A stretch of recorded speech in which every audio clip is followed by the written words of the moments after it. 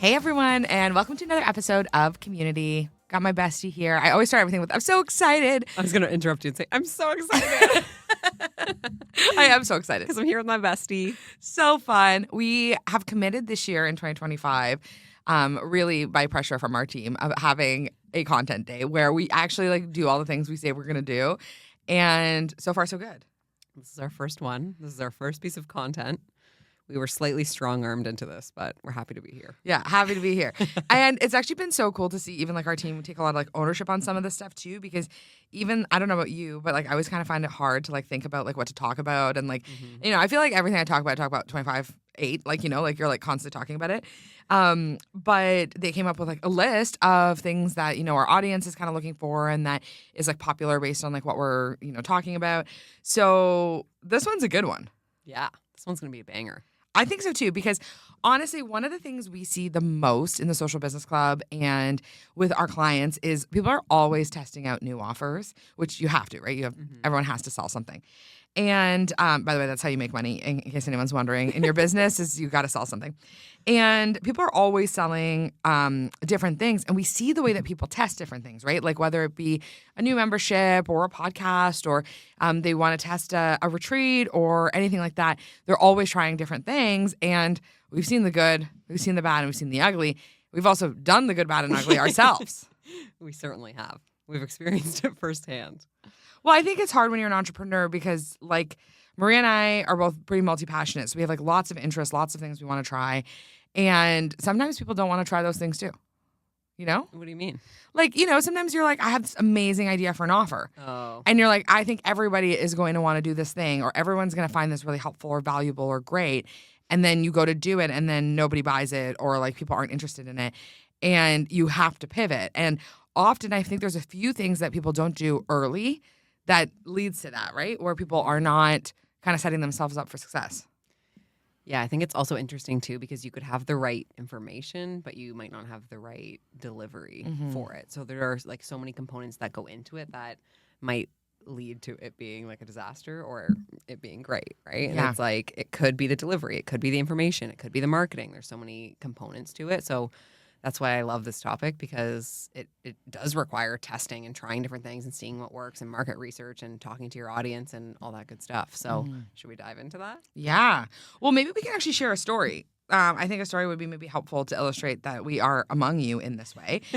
So Maria and I, we built our business in many different ways, but kind of our original vision of it wasn't an agency. Our original kind of vision of the Social Snippet was it would be a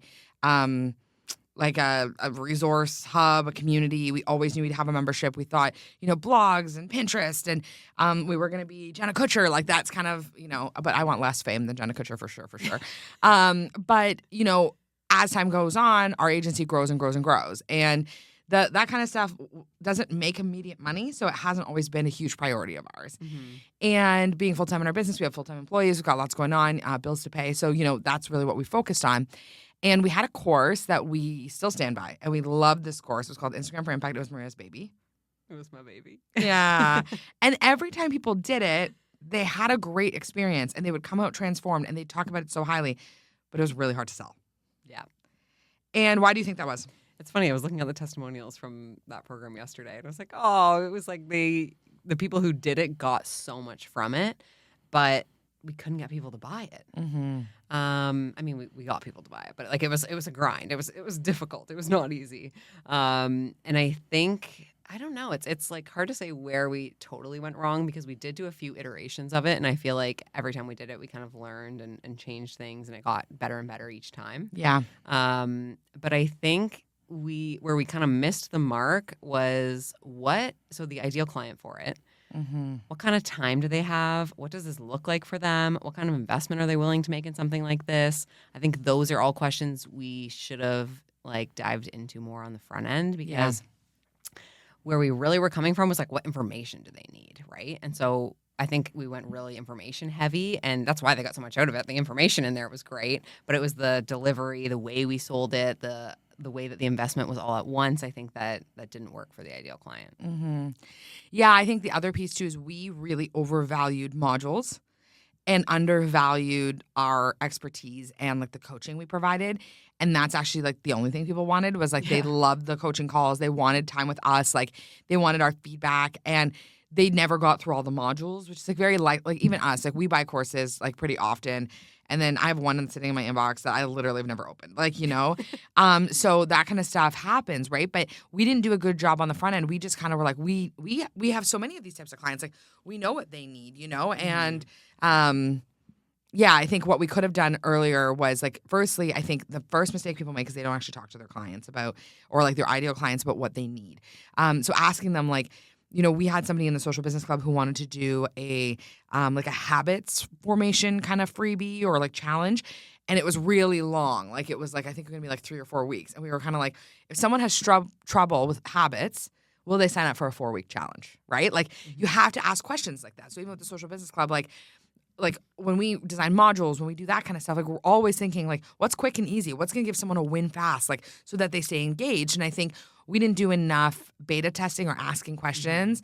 And I think now if I was to launch a course again, I would be asking people exactly what they wanted. What would be most helpful? What's going to move the needle for you? Like, I think that makes the biggest difference. Yeah. And like asking questions beyond the information, like beyond what do you want to learn and what tools would be helpful and what tips and what can we teach you? And like, that's where I think I really zoned in and I got good results. But like on the other end, the information's only as good as people implementing it. Yeah. So if they're not going to implement it, it's useless. And so I think asking more questions around that, and I really do feel like that's where beta testing comes in and is like such a game changer, because also sometimes the ideal client like doesn't know what they need or doesn't know what's going to be most helpful for them, right? But then when you do the beta testing, you get to see firsthand like what actually works, what doesn't, what are people coming to, what are they engaged in, and that just paints so much more of a picture than sometimes what questions can do, right? Yeah.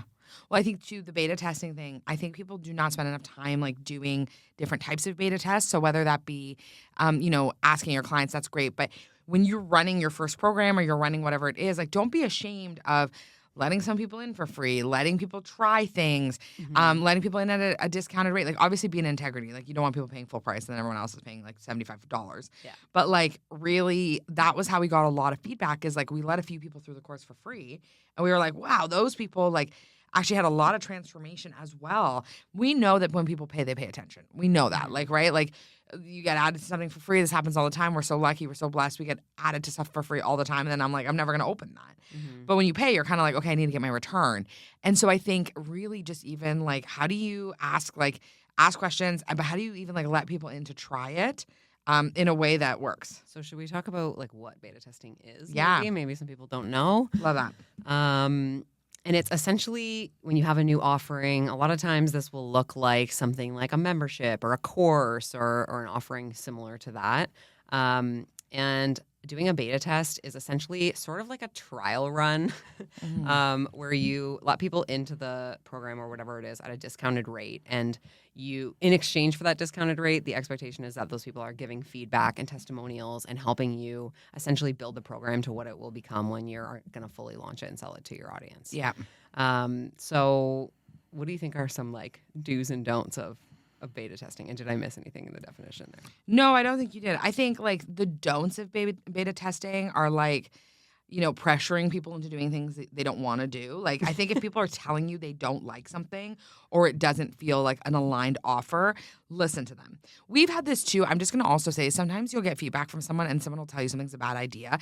And it actually isn't a bad idea. It's not a fit for that person. Yes. So you need to talk to more than one person. We've had that with High Vibe Women a lot, where we like ask people for feedback and they'll give us like so much feedback. And then it's like 2 totally different types of feedback. And we're like, if we had listened to either of you, there would be no event, right? Yeah. So, people are like, I love the inspirational, like no more tactical stuff. And other people are like, stop with these like inspirational people, like only give me the goods, right? We're always iterating. And so I think like really talking to many people and getting that feedback, taking it with a grain of salt, I think is really important with the beta. Yeah. And remove the ego from it. Yes, 100%. That's key. Because I think with offers, like sometimes these offers are like really close to us or they feel really close to us. And it feels personal. Yes. It's like someone doesn't buy or when someone says something about it. Like, yeah. It can feel personal. Yeah. Yeah. And I think like, what I've definitely noticed is that it's definitely not, right? Like I've definitely been pitched things that haven't been the right time.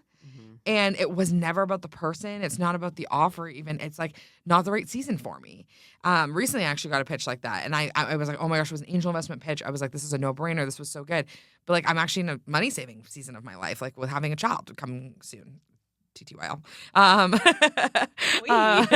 But like, that's a different season than I've ever been. I've been in the spending season, right? So that investment didn't actually really make sense for my time of life, but no harm on the investor, like no harm on what she's doing, right? And so I think that's so important for us to realize is that when we take the ego out of it and we really are just asking questions. I also think too, doing like market research calls with your ideal client is huge. So, really, can you take them out for a coffee? Can you send them a $10 Starbucks gift card after? Can you give them access to a freebie? That kind of stuff is invaluable because even for us, we recently did a market research call for someone we love. They wanted to put together a new offer.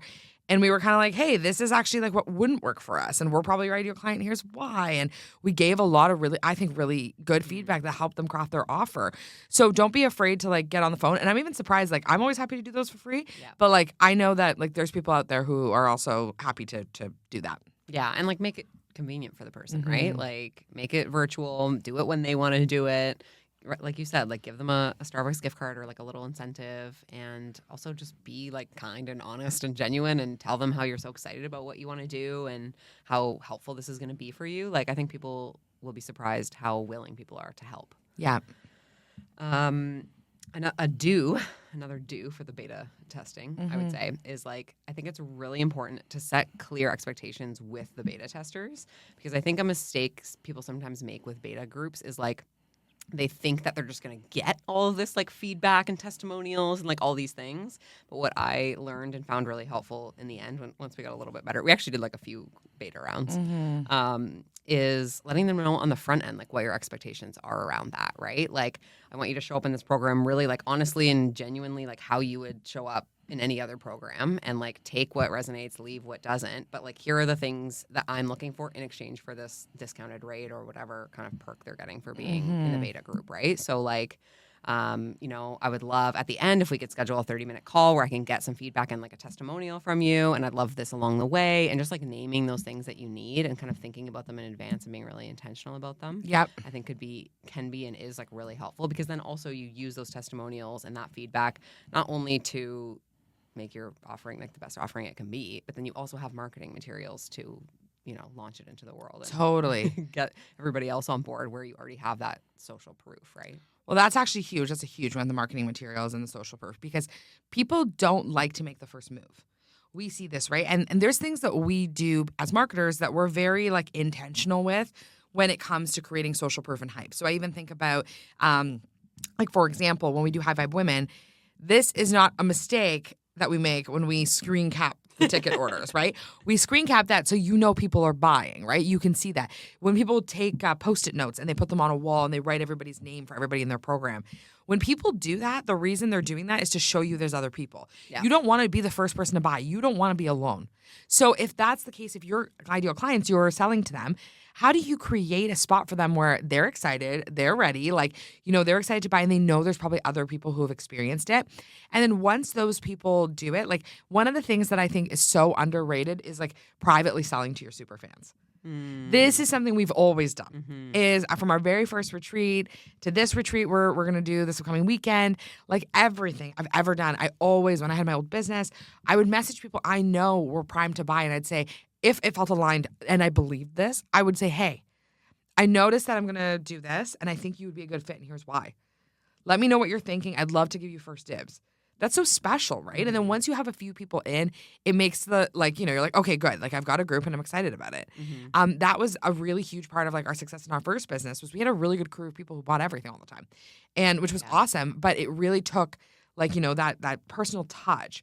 So there's different seasons of your life and business where that's more possible than others. Yeah. But I think, privately selling to those people who are going to buy from you because they love you and you add huge value, you add huge value to them. That's huge. So good. So good. Also our first business, eh? Yeah. My first business, you worked there. It was like a little partnership. Yeah. I don't know if I'd go that far. Okay. but I'll take it. Appreciate the accolades. I'm gonna add that to my LinkedIn. Yeah, you can add that to your LinkedIn. I think I took my first business off my LinkedIn. But I would say we literally used that business as training ground for the social snippet. We like did. everything we did in that business, we should actually do a podcast about that. It was like truly training ground for the social snippet. Like we didn't even know it. Yeah, it's so true. And we should actually, we should talk about that. But one of the things as well, I just want to also mention is that the marketing materials, once you're running a beta and you have people who are like starting your program, you need to be capturing everything. And like, not in a creepy way. Like you don't want to be filming people, but like, asking people, if people send you a text that says like, hey, this really resonated and here's why. Like Maria knows. I'm like, screen cap that shit. Screen cap it because people want to know other people are saying it, right? Like it's not enough for you to just say things. Even if people trust you, that doesn't matter, right? Like we're very skeptical. So it's like other people being like, wow, that program changed my life. Coaching with you was the most amazing thing ever. Like, wow, I love your membership. Like, some of the testimonies we got for the Social Business Club, they're incredible. Yeah. And so sharing them so easy because we're just so proud of like what we've done, but also how much these ladies support into each other. And so I think as much as you can, use that marketing material as an opportunity for your future launches so that you have people who are ready and kind of willing. Yeah. And like do more than you think you need to do. Yeah. Like every call, be taking videos, be taking pictures, be screenshotting what people are writing in the chat. Like, if you have a Facebook group or a community or a circle or something, like do a screen recording, scroll through that, like do as much as you can to paint the picture for people of what this looks like and how engaged people are in it, because people really, I think, need that picture of things too, of like, what does this actually look like for me? I love that point. And can we go back to your ego point for a minute? Because I think that's so important, and like not taking things personally. And I think what that looks like when you're thinking of your offers is being open to like everything as just information. Yes. Like you're just gathering information. Like drop the like, this is the perfect course that I've created and I'm going to like, ride this ship till I die and it's going to make me millions and like it's perfect and I love it so much. Like you can love it, but gather information and be open to it changing. Yeah. And like without all the beta rounds and all the stuff we did with Instagram for Impact, like the Social Business Club would never exist. No. And I love the Social Business Club way more than I love Instagram for Impact. Yeah, me too. Yeah. But we didn't know that, right? And so I think that's another thing too, is that like it's interesting because I think that you never know what kind of offers you're going to love or you're not going to love. Like I thought I would love being a one-on-one coach. That was my original business. I actually didn't love being a one-on-one coach, and I don't like one-on-one coaching now. And so if I take someone on one-on-one coaching, it's because I really fucking believe in you. Like even though you're so good at it. Oh, that's very nice. But I hate one-on-one coaching because I feel so responsible for the people. Like even like in the group coaching sessions that we do for the Social Business Club, I follow up with the people after. I'm like, hey, I was thinking about you. Yeah. Amy, this week we were talking about her title, right? When I saw her at brunch, I was like, what's the deal on the title? Like, where do we land, right? Like, we care a lot. And we're in a season where we can care a lot, right? The membership isn't too big that we don't have a lot of personal relationships, so it's like really positive. But what I will always say is that like I think like you never know what you're gonna love, and you might like think you're gonna love something and absolutely hate it. There's parts of the Social Business Club that we're like, oh, we don't like that anymore, or like we want to try this. And in the agency and like in the way we've grown our business, and you have to give yourself that permission to change. So I think when you're really trying a new offer, it's like you need to be open to like everything's information, everything's just possibility, and you can kind of go from there. So good. I have a question for you. Yeah. Okay, you're like the queen of offerings. I feel like for our businesses, for people you coach, like for people you find on the street, like I don't know, anybody. I find people on the street is not an exaggeration. It's not a far cry from reality. Uber drivers, hairdressers. I could come for you at any moment. Okay, it comes like so naturally to you. So for somebody who it doesn't come as naturally to, where do you think, like where do they start in terms of coming up with new offers? Like aside from the beta testing stuff, which I think is all great and so much value there, like where can they look for clues, or like how do they begin with finding these new offers and kind of going down that path? Yeah. I think the best thing that you can do when it comes to coming up with offers is really just asking questions. I think if you are someone who doesn't have an ego and you take inspiration from your clients, you're someone who can get a lot of value. So this is something I think people make a lot of mistakes with, where they don't ask people questions and they don't say like, hey, Maria, like, you have this thing you want to do, or, like you have this goal and I think I could help you with this goal. And I'm wondering like, what that could look like. They're not having those conversations conversation, so they're lacking that inspiration. But when you actually talk to your ideal clients and you're seeing what other people are doing in the market, and you're listening to podcasts, and you're surrounding yourself around amazing people who inspire you, it starts to become easy, right? Like we start to think, oh my gosh, our clients are so busy that they don't even have time for a monthly meeting. Yeah. What if we made 6 months of content in 2 days? And, it's like a larger retainer price, but here's the situation. And then now it's been an offering that our clients like really love. Or like with the Social Business Club, like if we had been so married to the course, which we kind of were. We kept running it. We were like, wait, this one's the time. We're not perfect, guys. We're giving you these lessons from experience. Yeah. Like we learned the hard way. Yeah. And if we had continued down that path, we would still be on that path, right? And the Social Business Club is a profitable part of our business. We're always welcoming new members. If you want to join, socialbusinessclub.ca, use the code podcast for your first month for $1. But like, we love that community. We love the people in it. But we never would have been open to that if we hadn't talked to them and saw how much they connected with each other in the course and how they were pumping each other up, and they were pumping each other up in the Facebook group. And we were like, oh, what if we just did this differently? Like, and I think that's the real lesson is like, seek inspiration from anywhere. And if you are lacking inspiration, you're not talking to people. Yeah. Or the right people. Yeah. That's a great point. Yeah. That's really good. I think listening to your clients is so important because like your example with the content sprint, like we never would have thought of that if we weren't having these conversations where clients, and I think it's also, you have to create a space where people feel safe enough to actually give you this information, right? Like I could see a world where people wouldn't feel comfortable going to their social media manager and saying like, this actually doesn't work for me the way this offering is currently structured, like the monthly meeting or whatever. Like it's too much. Just giving that feedback. Yeah.